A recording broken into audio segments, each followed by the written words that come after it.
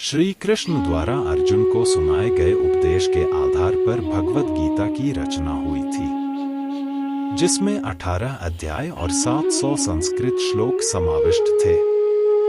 कहा जाता है, जिसने भगवद गीता को समझ लिया उसने जीवन को समझ लिया।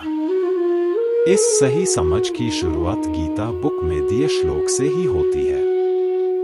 पहला श्लोक धर्मक्षेत्रे कुरुक्षेत्रे संवेता युयुत्सव माम काह पांडवाश्चैव किम कुर्वत संजय। भावार्थ, वे धर्म के युद्ध क्षेत्र और कुरुक्षेत्र में लड़ने के लिए उत्सुक होकर एकत्रित हुए। फिर कहा, हे संजय, बताओ मेरे लोगों और पांडवों ने क्या किया। दूसरा श्लोक यदि माम प्रतीकारम शस्त्रं शस्त्रपाणय धार्तराष्ट्रा रणे हन्युस्तन्मे क्षेमतरम भवेत्।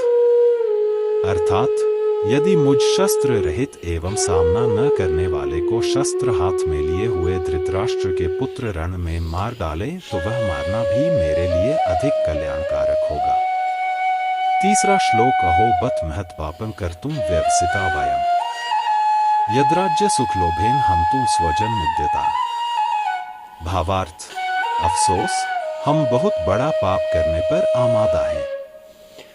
राज्य के सुख के लालच में वे अपने रिश्तेदारों को मारने के लिए तैयार थे। 4 श्लोक संकरो नरकायव कुलग्नाना कुलस्य च पतंती पितरो ह्येषां लुप्त पिंडोदक क्रिया।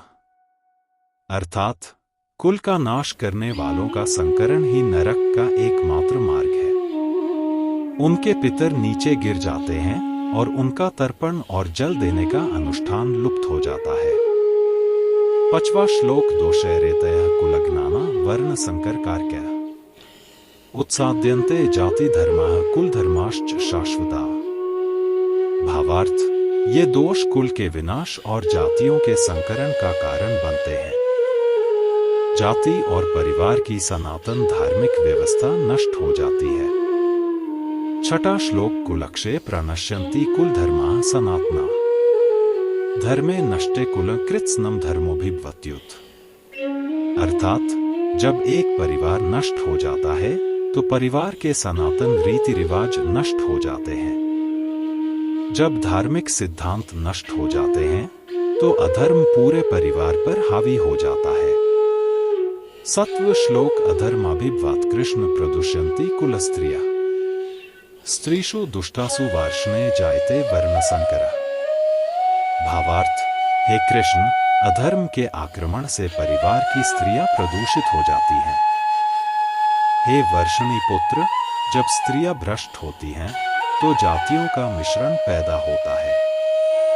8वां श्लोक तस्मान्नार्हा वयम हन्तुं धार्तराष्ट्रान् स्वबान्धवान् स्वजनम ही कथं हत्वा सुखिनः स्याम मातः।